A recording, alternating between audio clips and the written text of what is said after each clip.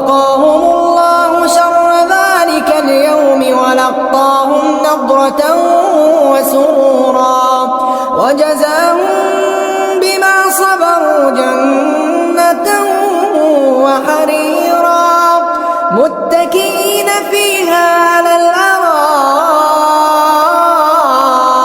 لا يرون فيها شمسا ولا زمهريرا ودانية عليهم ظلالها